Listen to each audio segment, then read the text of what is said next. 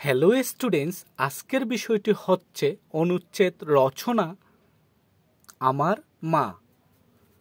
মা শব্দটি আমার খুব প্রিয়। আমার মা একজন গৃহিণী। সকাল বেলায় মা আমাকে ঘুম থেকে তুলে কুলে করে নিয়ে হাত মুখ ধুইয়ে দেন।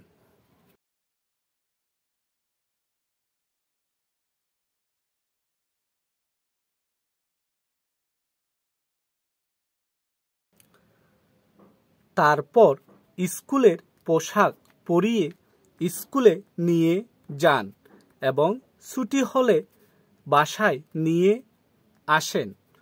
আমার প্রিয় খাবারগুলো রান্না করে মা আমাকে খাইয়ে দেন।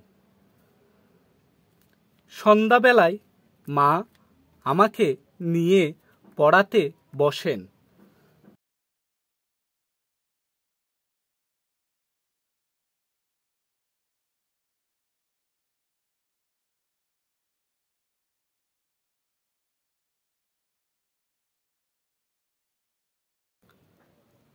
আমার শরীর খারাপ হলে সেবা যত্ন দিয়ে মা আমাকে সুস্থ করে তোলেন।